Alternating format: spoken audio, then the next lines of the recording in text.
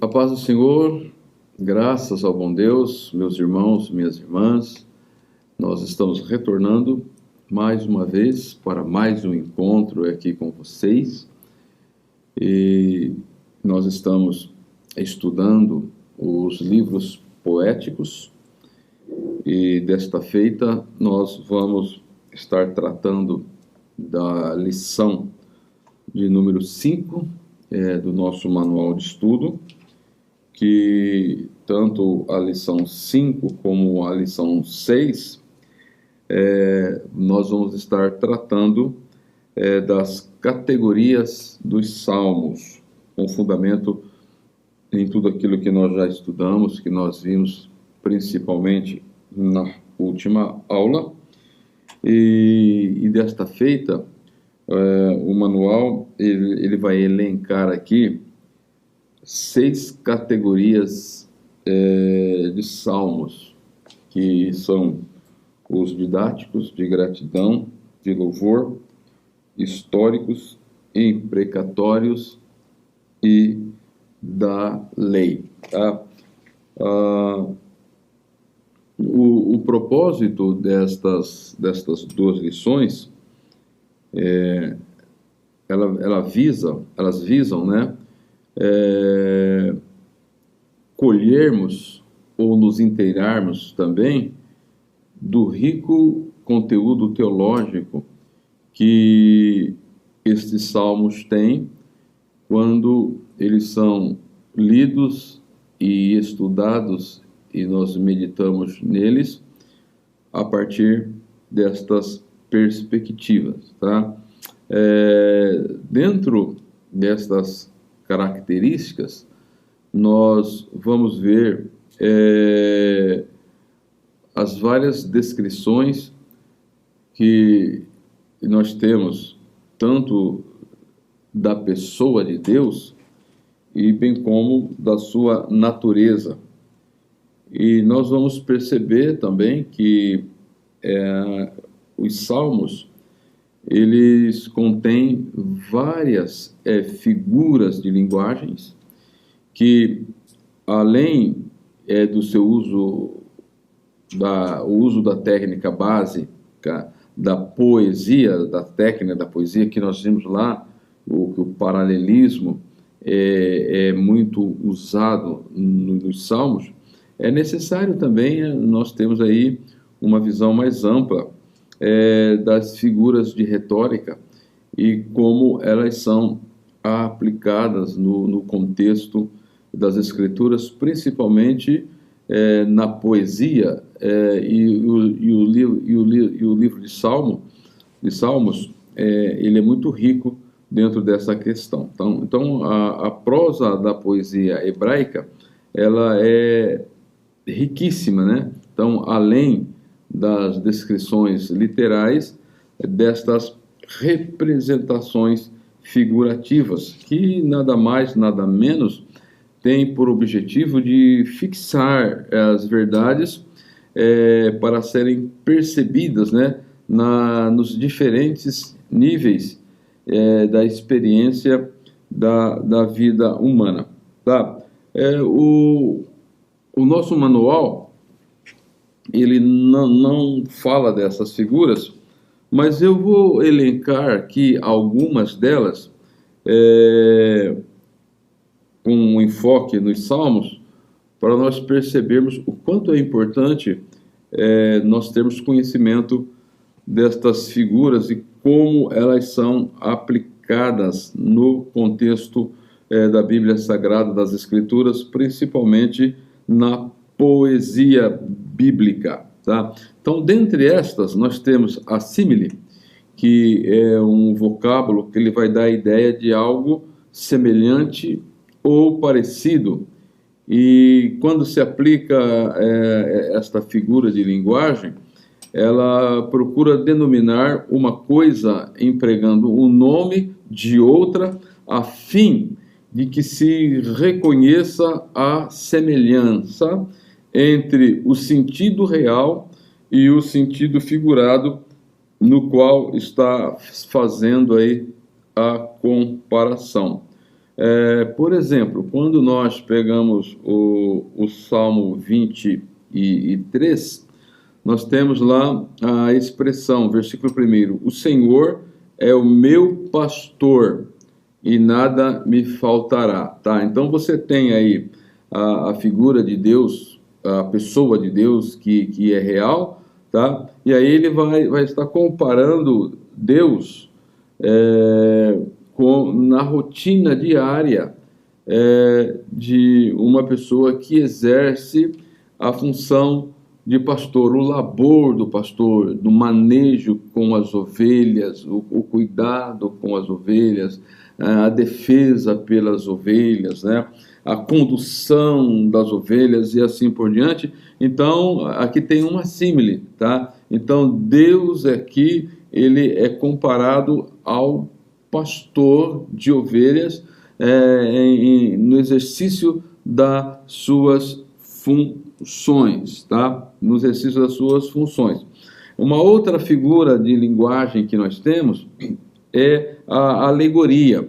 E a alegoria, geralmente, ela insere dentro dela várias metáforas, tá? Representando cada uma delas realidades correspondentes, tá? E essa aplicação, ela costuma ser assim tão palpável na natureza da figura alegórica que uma interpretação ao pé da letra quase se faz impossível.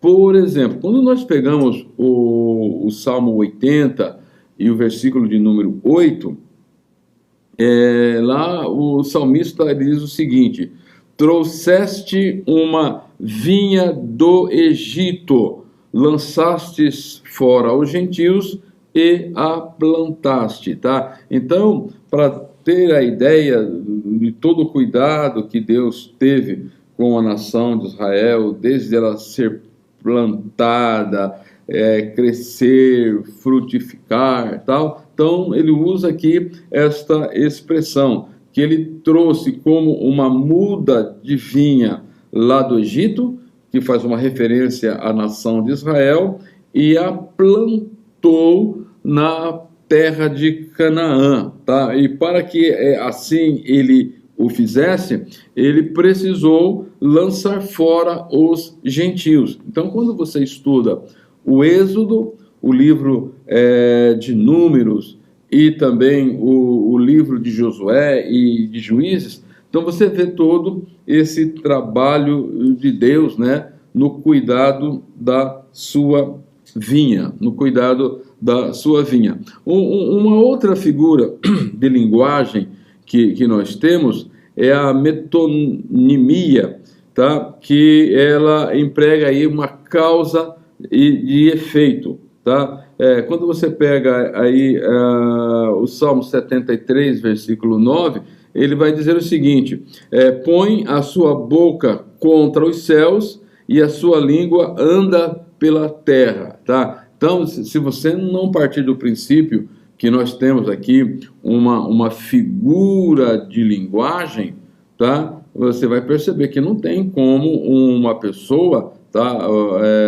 O ímpio, tá? Ele abarcar os céus com a sua boca aberta, né? E nem a sua língua, ela na questão física, ela percorrer a terra, mas está falando aqui das atitudes dos ímpios, daqueles que não reconhecem a Deus, tá? Então, para que a gente entenda o impacto, a extensão da postura desse tipo de pessoa. E aí também há uma outra figura de linguagem, que é a hipérbole, tá? Essa figura de linguagem, quando ela é aplicada, geralmente ela vai estar expressando exagero, empregando, quando se emprega ela, para que ela dê ênfase na ideia ou no ensino que está se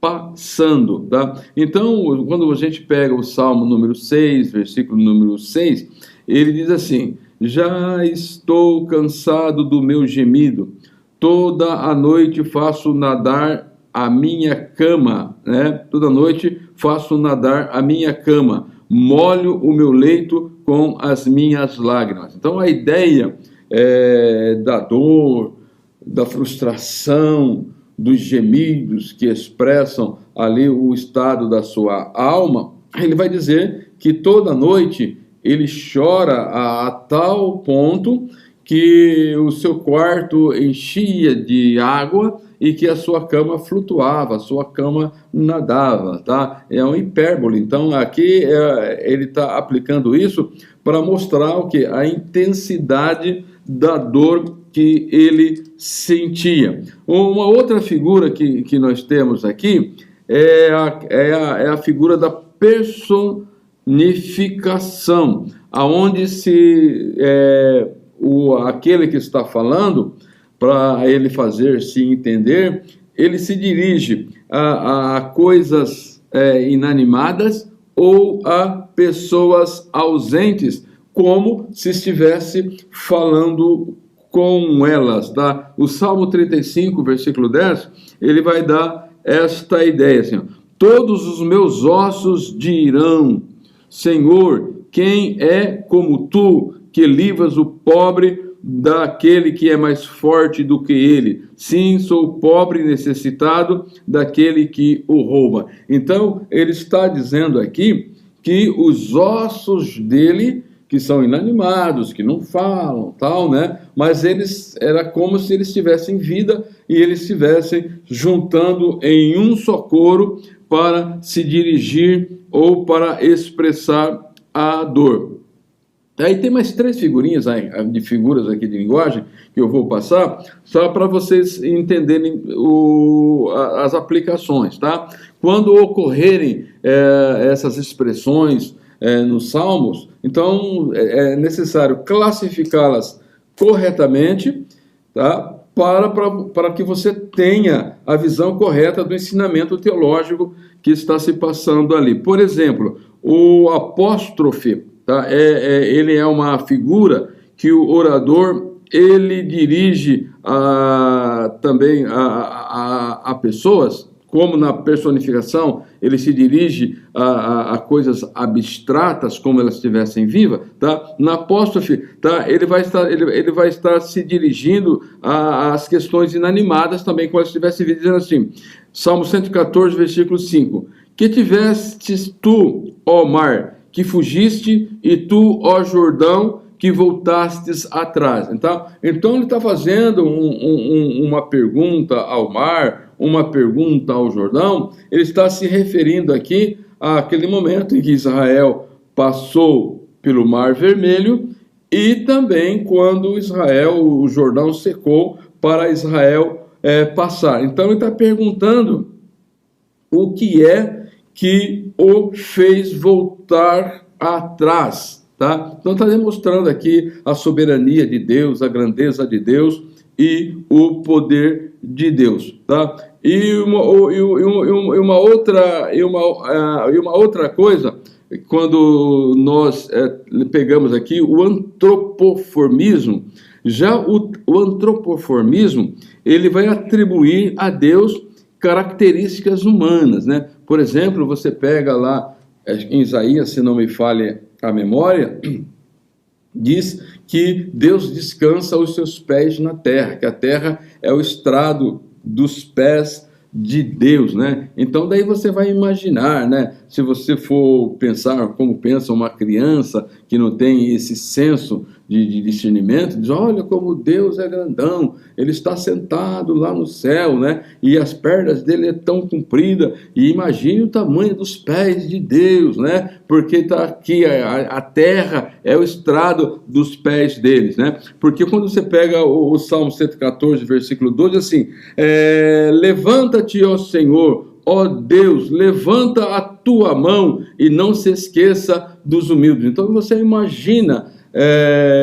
Deus levantando a mão. A Bíblia diz que Deus é espírito, tá? Ele não tem corpo físico. Então, para entender então essas atitudes, esta relação, tá, de Deus com o ser humano, tá? Então a Bíblia diz que o Senhor ele levanta a sua mão.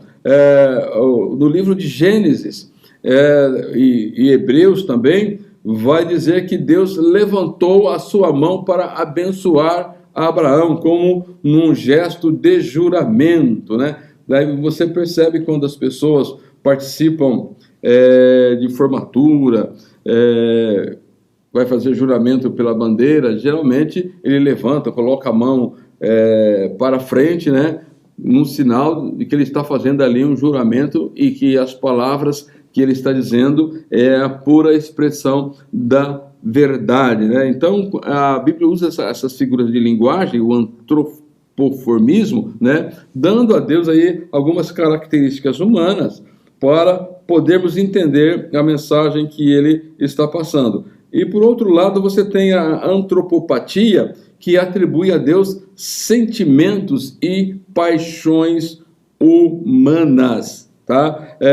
O Salmo 6, versículo 1 diz assim: o Senhor não me repreenda na tua ira e nem me castigues no teu furor. É mais ou menos assim, porque o ser humano, quando ele está agindo com ira, agindo com furor, muitas vezes ele perde o senso da razão. Então ele está dizendo assim: ó Deus, não seja como os humanos, né? Que quando vai castigar alguém, quando estás irados, não se comporte como os seres humanos, porque muitas vezes eles perdem a razão, tá? Então seria bom vocês terem uma literatura que trabalha com tipologia bíblica e que vai dar uma orientação melhor a vocês quanto a essas figuras de linguagem ou figuras de retórica que são muito comuns aqui no livro de Salmos, tá? Então, quando nós olhamos aí para o texto primeiro, nós vamos perceber que, como nós já falamos lá na primeira aula, que os autores destes salmos, quando eles escreveram, eles procuraram destacar algumas coisas importantes, né? Que é a confiança em Deus, o louvor a Deus, a própria alegria daquele que está escrevendo, a benignidade, a misericórdia de Deus.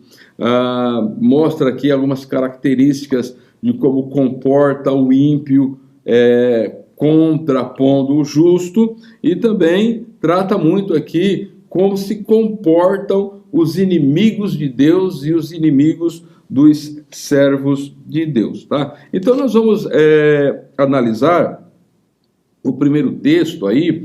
Ele vai apresentar as características dos salmos didáticos, tá? Ele vai mostrar como nós devemos estudar, como nós devemos nos debruçar para analisarmos esses tipos ou estas categorias. E aí ele vai colocar, dentre tantos os salmos que tem aqui, ele vai analisar alguns salmos, tá? E dentre esses salmos, ele elenca o Salmo 1 e o Salmo de número 15, o Salmo de número 15, tá? Então, eu vou fazer uma breve análise no Salmo 1, para nós analisar aí o seu conteúdo didático e como ele deve ser aplicado em nossas vidas, tá? Então, o destaque desses salmos, ou dentro dessas descrições que nós vamos ter aqui, então, uma das coisas que nós precisamos levar em conta, que quando se fala em didática, a ideia que ele está propondo aí um conteúdo de instruções. E estas instruções, elas estão dentro da revelação de Deus, tá? Então, o escritor, quando ele vai escrever, ele tem ideia dos ensinamentos de Deus, tá? E ele vai colocar aqui, vai expressar aquilo que ele pensa acerca destas questões.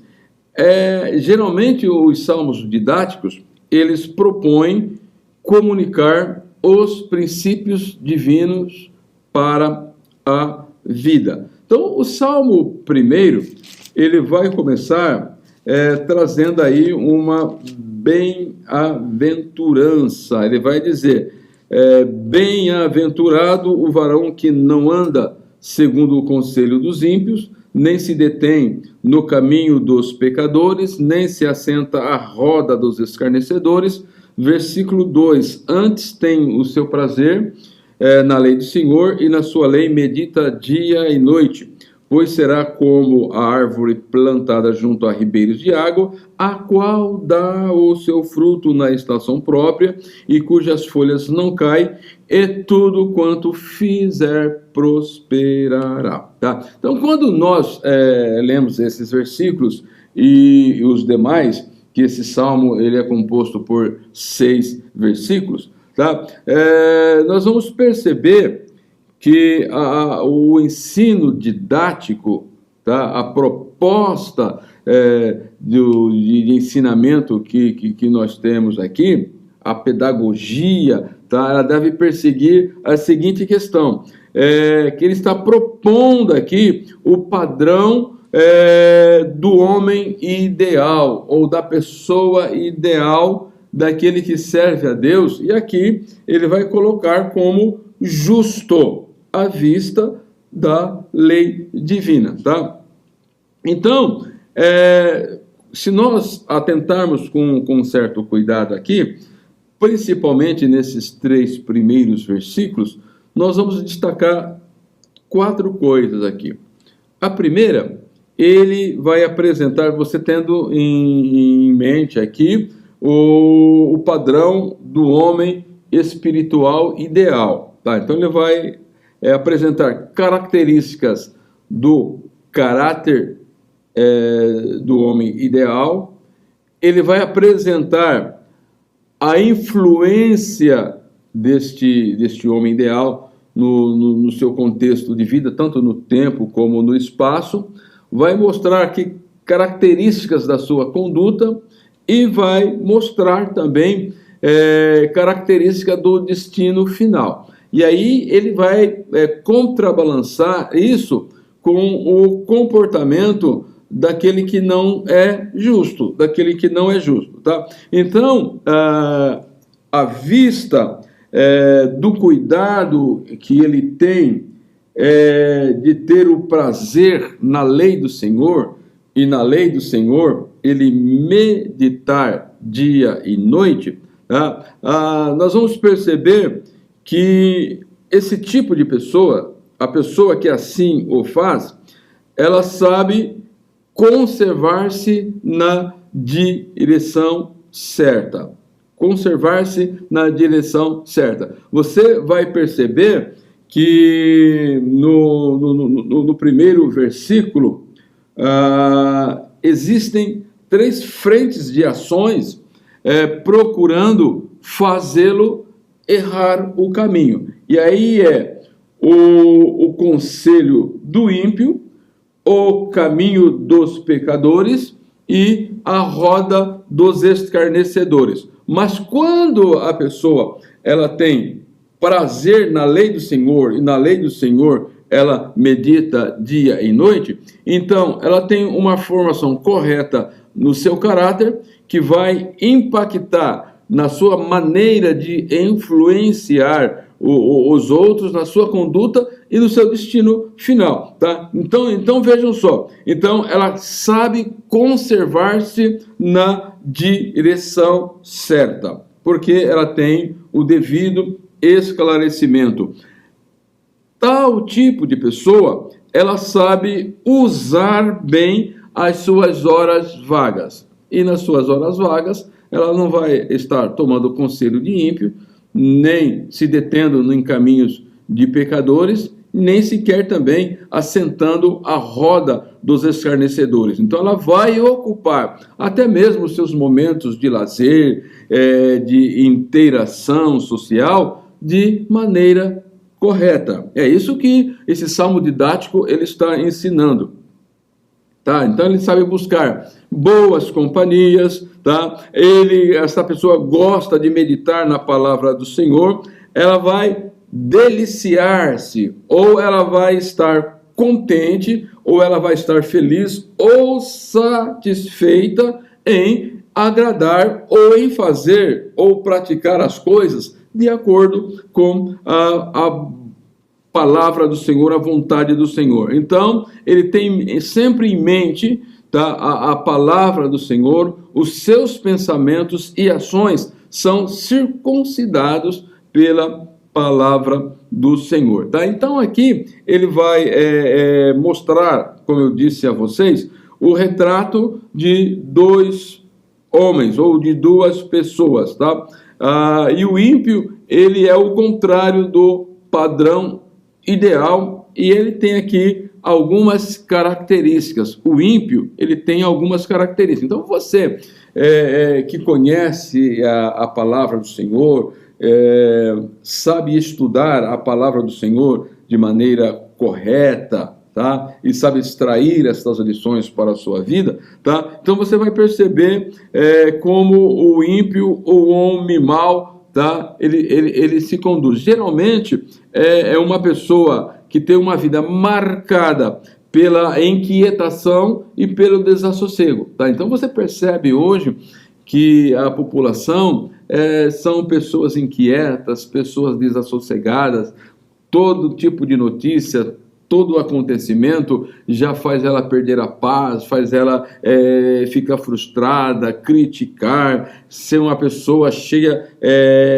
de insatisfação, tá? E aí ele vai dizer também que essas pessoas, além de ímpio, ela é caracterizada como pecador, tá? E pecador é aquele que tem por hábito errar o alvo. Então, aquele que se detém, aquele que medita na lei do Senhor dia e noite, ele não tem por hábito errar o alvo. Então, quando você pega até mesmo aí uma pessoa que se diz crente, e às vezes pode até ser crente mesmo, e se esforça para viver uma vida santa e não consegue, primeiramente, ela não tem o hábito da oração e não tem o hábito do estudo da palavra de Deus de maneira correta, de maneira didática, onde ela vai extrair estas lições para ela.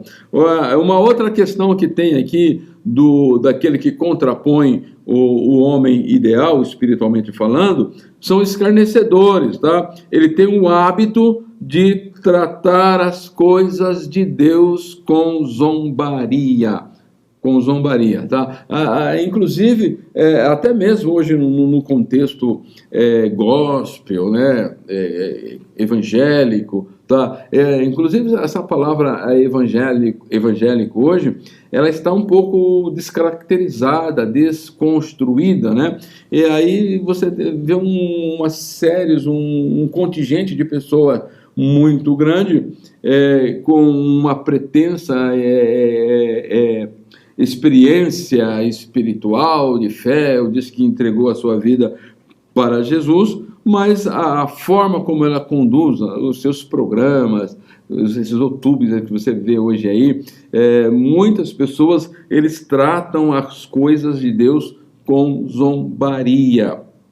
E esta não é uma característica aquele que tem uma vida espiritual ideal, tá? Então nós vamos perceber que tanto o caráter, a influência, a conduta e o destino, ele pode estar correto ou ele pode estar errado, tá? Para você dimensionar um caráter, uma influência, conduta e um destino que a pessoa vai ter de maneira correta, se ele tem uma visão correta da palavra de Deus. É por isso que o Salmo primeiro, ele vai terminar de maneira assim, porque o Senhor conhece o caminho dos justos, mas o caminho dos ímpios perecerá. E o que faz bem esta diferença? É como cada uma dessas pessoas, elas entendem a palavra de Deus, como elas tratam a palavra de Deus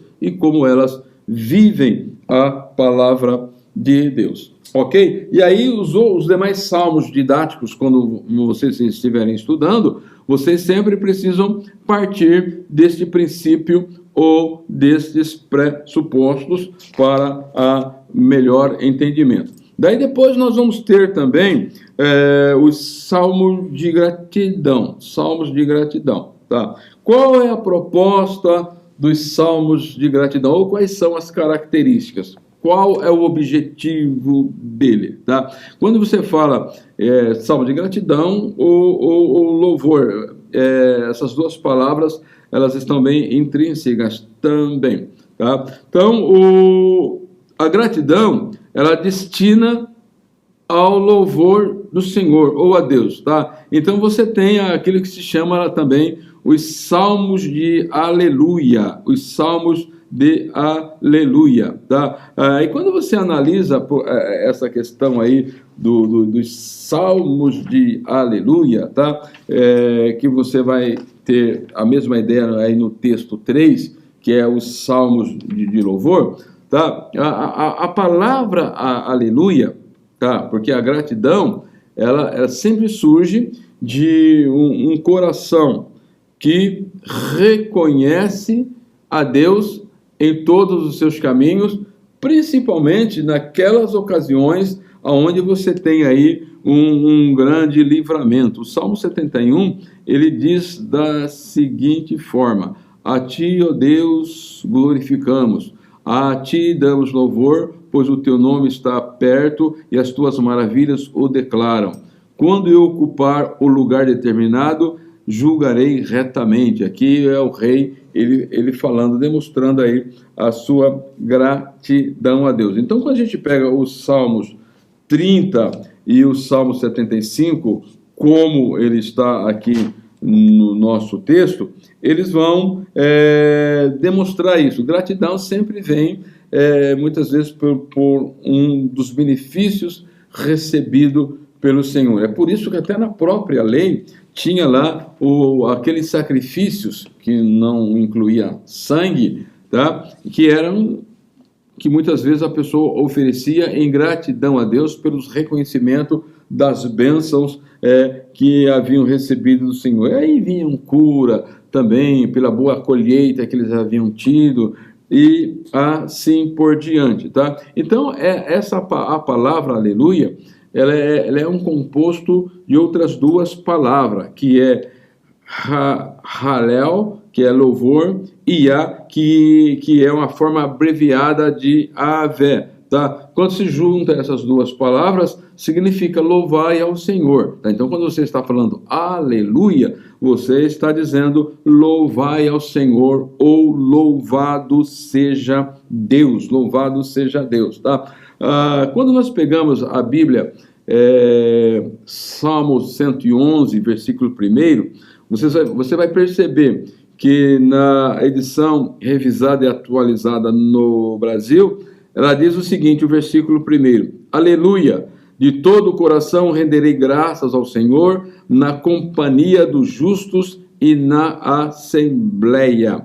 Na revista e corrigida diz o seguinte: louvai ao Senhor, louvarei ao Senhor de todo o coração, na assembleia dos justos e na congregação. Tá? E é interessante, quando você pega esses salmos de louvor, quando vocês pegam os salmos de 111 a 103, eles sempre vão começar com a expressão aleluia ou louvai ao Senhor. Tá? Eu vou pegar aqui só para vocês terem essa noção. E aí, em um contexto mais amplo de estudo, eles vão ser chamados aí de salmos de aleluia. Tá? Então, 111 e o versículo 1, então vejam só que tanto o Salmo 111, 112 e 113, ele vai começar com esta expressão. Então vejam só, o Salmo 111 começa assim: louvai ao Senhor, louvarei ao Senhor de todo o meu coração, na assembleia e na congregação do justo. Salmo 112, ele começa da seguinte forma: louvai ao Senhor, bem-aventurado o homem que teme o Senhor, que em seus mandamentos tem grande prazer. E o Salmo 113 também, ele começa da seguinte expressão: da seguinte maneira, melhor dizendo: louvai ao Senhor, louvai, servo do Senhor, louvai o nome do Senhor. Quando nós pegamos os Salmos 115 ao 117, nós vamos perceber que eles concluem com a expressão louvai ao Senhor, tá? Então eu vou pegar o Salmo 115 e o 117, o final deles, para nós percebermos isso. Vejam só, o versículo 18 do Salmo 115 nos diz: mas nós bendiremos ao Senhor desde agora e para sempre, louvai ao Senhor. Salmo 117, tá? São 2 versículos, e ele encerra da seguinte maneira: louvai ao Senhor. Quando nós pegamos os do 146 e até os 150, vocês vão perceber que eles começam e terminam com a expressão aleluia ou louvar ao Senhor. Vocês recorrendo lá, vocês vão perceber isso. Então eu vou pegar o último salmo, que é o salmo de número 150. O versículo 1 começa assim: louvai ao Senhor, louvai a Deus no seu santuário. O último versículo, versículo 6, ele encerra: tudo quanto tem fôlego, louve ao Senhor, louvai ao Senhor. Então, essas características que nós encontramos quando você estiver estudando aí os salmos de louvor, é muito importante, que vai ajudá-lo a compreender o espírito, o coração do autor no momento em que ele estava aí compondo estes salmos, tá? Além também de todas as orientações que são passadas aqui no manual, quando ele toma aqui o Salmo 30 e o Salmo 75, tá? Que nesse louvor ele vai dizer assim: Deus é juiz, um abate e outro exalta, tá? Ele vai ver aqui como Deus, ele trabalha, como Deus age na história da humanidade, e isto, aqueles que são beneficiados por Deus precisam ter aí um coração de gratidão, tá? Depois nós temos os salmos históricos, que é no texto 4, tá? Sempre quando você estuda os salmos históricos, ele tem no seu bojo aí, tá? Uma análise de alguns fatos que ocorreram, e em cima desses fatos que eles estão aí fazendo essa descrição poética, e muitas vezes usam até figuras de retórica, tá? Daí depois nós temos no texto 5, que é os salmos imprecatórios, tá? O imprecatório, tá? É a invocação de males ou de juízos sobre os seus inimigos. Então, quando vocês leem, por exemplo, o Salmo de número 35 e versículo 1, ele vai dizer assim: contende, Senhor, com os que contendem comigo, peleja contra os que contra mim pelejam, tá? Então, quando você analisa a questão dos salmos imprecatórios, você precisa conhecer também o contexto histórico e os quais foram escritos. Então, vocês vão perceber que o povo de Deus, a nação de Israel, era uma nação, era um estado, tá? Que eles tinham leis civis, leis morais e também leis religiosas, tá?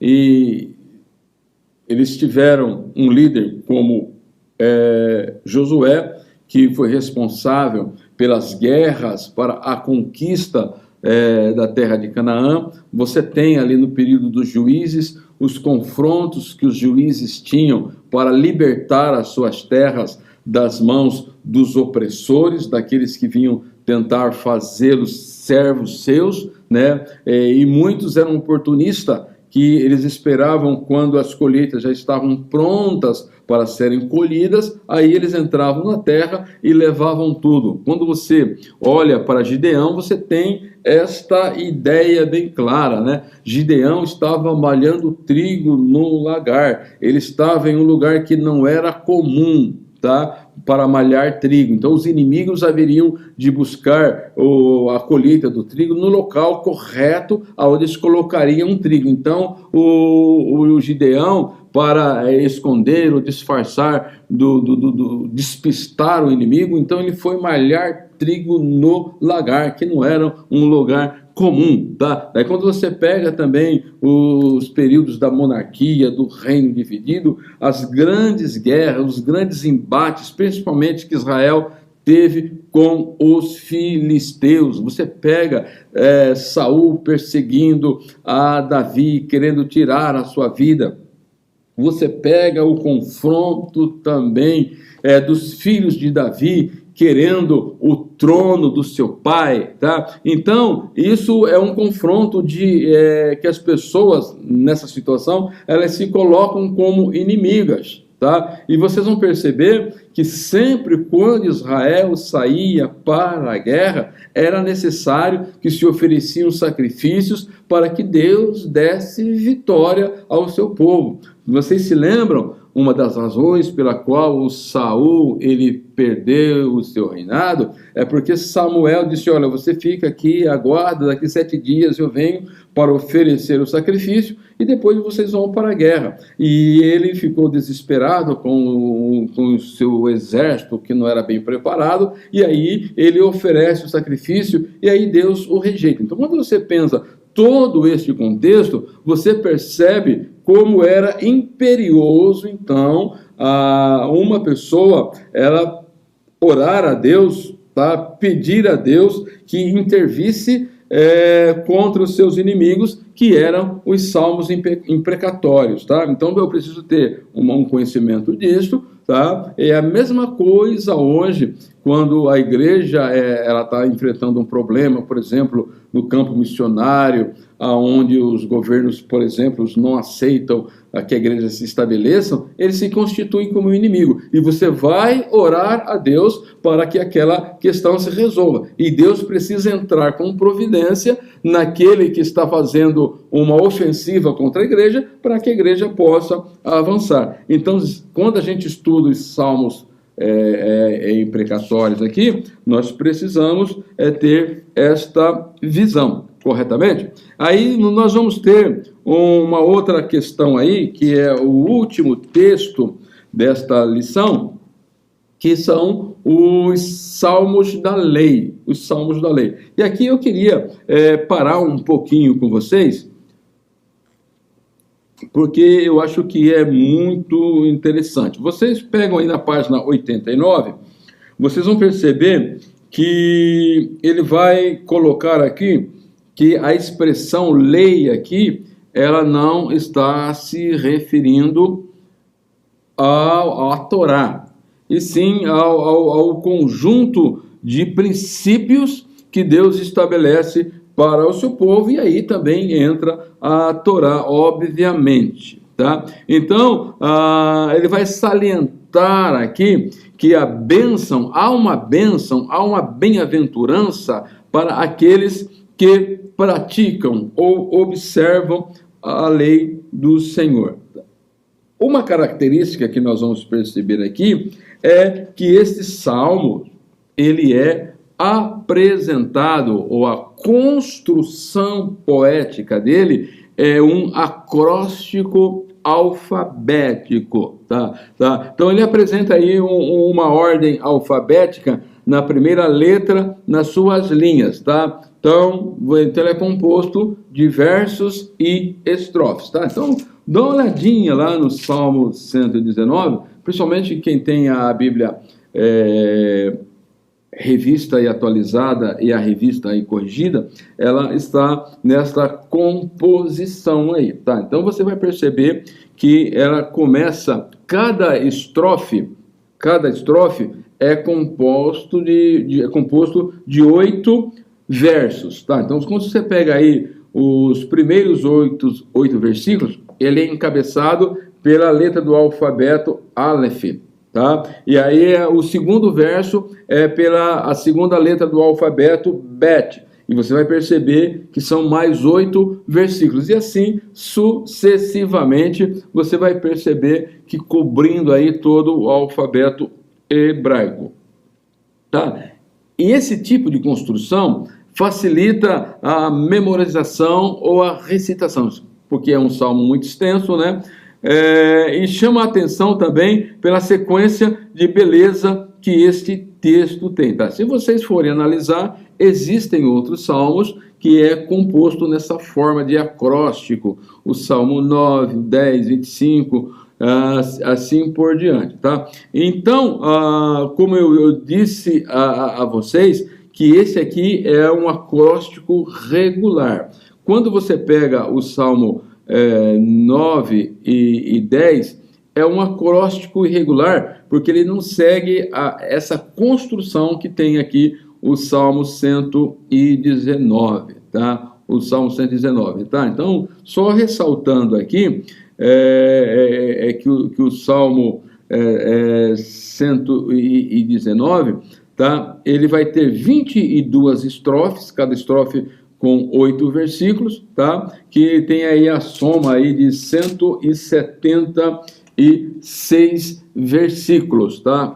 176 versículos, correto? Quando você pega o Salmo 109, 110, e o Salmo 111 e o 112, vocês vão perceber que ele tem 22 linhas que corresponde ao alfabeto hebraico também, tá? Ok?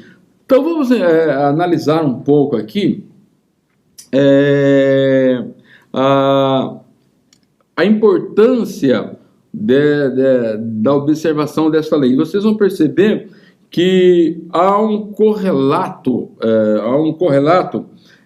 da palavra lei do Senhor com outras palavras que têm a mesma ideia, que é na página 89 aí, ó, testemunhos, juízo, decretos, palavra ou palavras, preceitos, mandamentos e promessas. Tudo isso é uma referência à lei do Senhor. Então, na construção poética, tá, para facilitar ou para dar o ritmo correto, então, em certo lugar, em vez de ele usar lei do Senhor, ele usa testemunho, usa juízos, usa decretos e assim por diante. Então, tem que ter em mente esta questão aqui.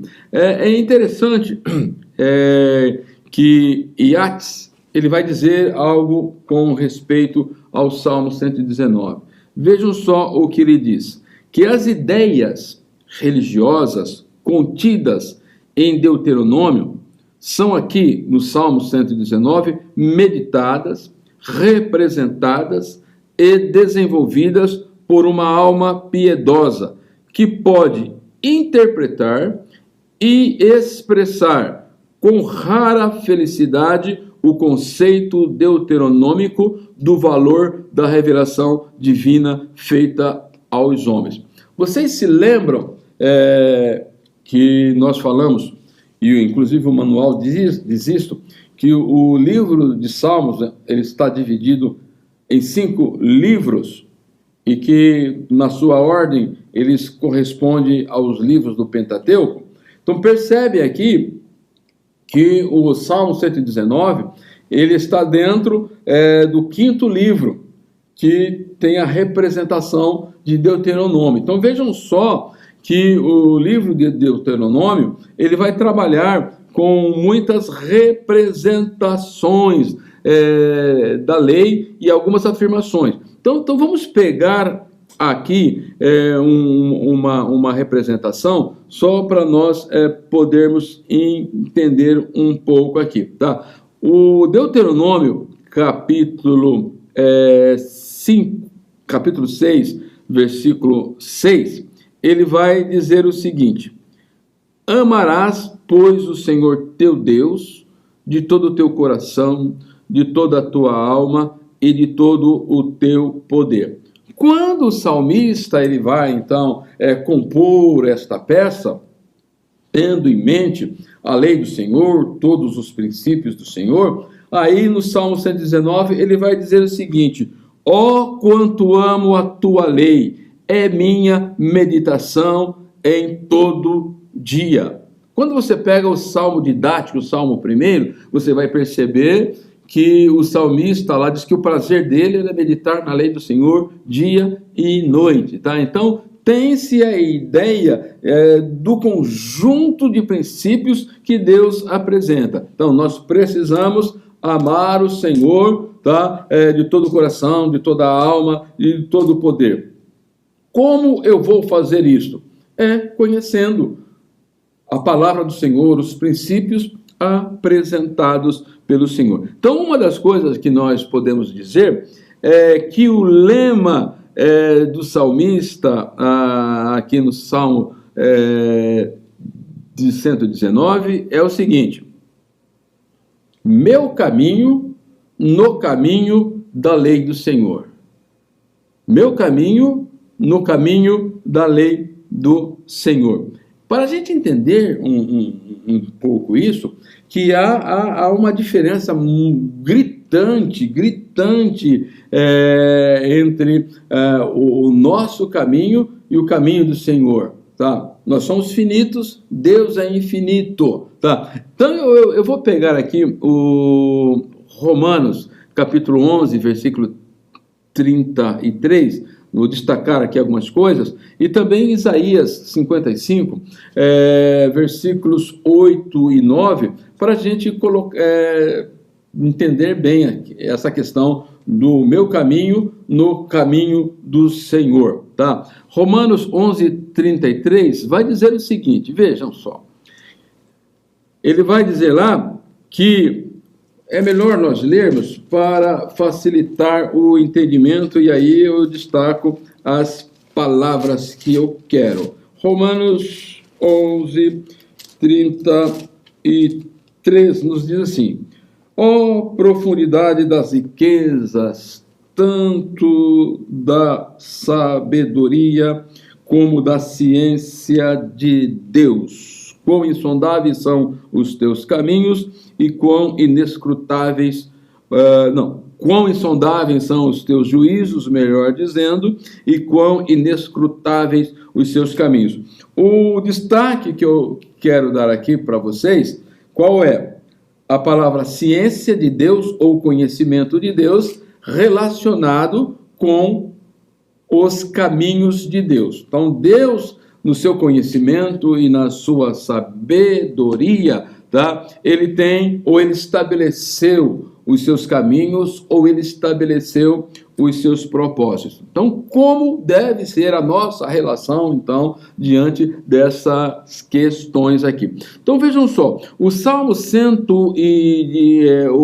Isaías 55, 8 e 9 diz assim: porque os meus pensamentos não são os vossos pensamentos, e nem os meus caminhos os vossos caminhos. Então é por isso que o meu caminho precisa estar no caminho do Senhor, porque o meu caminho não é como o caminho do Senhor. Então eu tenho que me adequar, eu tenho que enquadrar a minha vida nos caminhos do Senhor. Daí ele vai dizer ainda no versículo 9: porque assim como os céus são mais altos do que a terra, assim são os meus caminhos mais altos que os vossos caminhos. Então eu não tenho como atingir os propósitos de Deus, a vontade de Deus para a minha vida, se eu não me debruçar na lei do Senhor. Tá? A minha experiência simplesmente é insuficiente para isso. E o Salmo 119, então, quando você vai elencar a palavra caminho,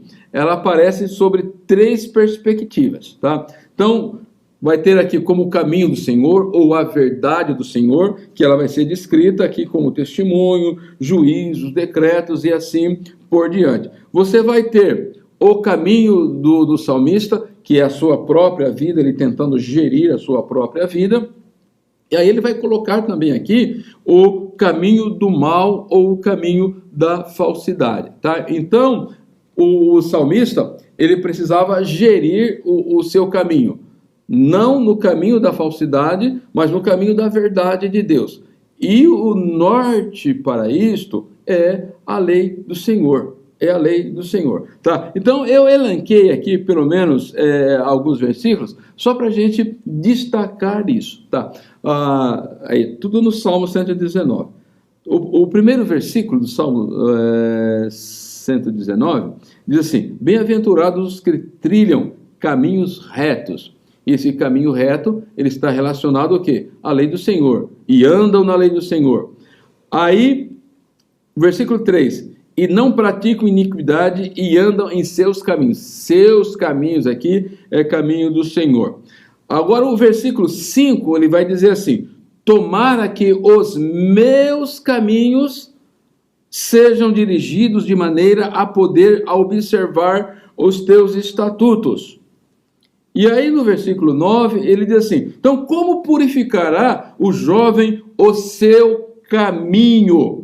Ele diz assim, ele precisa observar a palavra do Senhor, porque ele tem de um lado os conselhos maus, o conselho do ímpio, e assim por diante, tá? Lá no versículo 29, tem lá o caminho da falsidade. Versículo 111, ele vai dizer assim: desviei os meus pés do caminho mau. Como que ele vai desviar os pés do caminho mau? Tá? Você pega o versículo 9, como purificará? Observando o caminho conforme a palavra do Senhor. Daí ele guarda a palavra no coração para não pecar contra Deus. Então, daí todos os atos que ele vai fazer, ele tem em mente duas coisas. É o que está lá no versículo 105, né? Que lâmpada para os meus pés é a tua palavra, e a tua palavra também é luz para o caminho. E você vai perceber que no Salmo ainda usa palavras como veredas para expressar ou para demonstrar esta realidade. Então, quando nós olhamos para os Salmos, ou para o Salmo 119, com esta perspectiva, então nós vamos perceber que a lei do Senhor e as palavras nos seus correlatos, ela vai aparecer aproximadamente 173 vezes na versão revista e corrigida. Tá? E uma outra coisa que o salmista ele deixa bem assentado aqui é a imutabilidade da palavra de Deus. Que lá no versículo 89, ele vai dizer o seguinte: para sempre, ó Senhor, a tua palavra permanece nos céus. E você vê, quando nós lemos Romanos 11:33 e Isaías 55, 8, tá? Deus, na sua sabedoria, os seus propósitos são bem mais elevados. Isso está no céu. E nós precisamos conhecer isso através da revelação especial de Deus, que é a palavra. Então aí é necessário a pessoa reconhecer a autoridade, a supremacia da palavra de Deus, tanto na sua autoridade, na sua inspiração, na sua inerrância, tá? E quando nós nos reportamos a Deus, o Deus desta palavra, tá? Nós precisamos ter em mente Deus na sua essência, e quando nós analisamos Deus na sua essência, vamos ver que ele é onisciente, onipotente, onipresente, ele é imutável, e ele comunica conosco através dos seus atributos relativos ou comunicáveis, através do seu amor, da sua benignidade e assim por diante, tá? Então é muito imperioso quando se estuda as características, ou você está estudando um salmo, preparando uma mensagem para pregar nos livros de salmos, é necessário você ter a noção de tudo isso, em que categoria ele está, tá? E procurar extrair o máximo dele com estas visões aqui apresentadas no manual de estudo. Não vamos fazer do Salmo, não vamos fazer o Salmo dizer aquilo que ele não diz. Isso não é edificante, nem para você que estuda e nem para aquele que ouve a mensagem que você está pregando, tá? Então, espero que vocês venham extrair o máximo dos Salmos, que é um compêndio de sabedoria para aqueles que querem ter uma vida de gratidão e de louvor a Deus. Até o nosso próximo encontro, querendo Deus, né? Em nome de Jesus. Amém.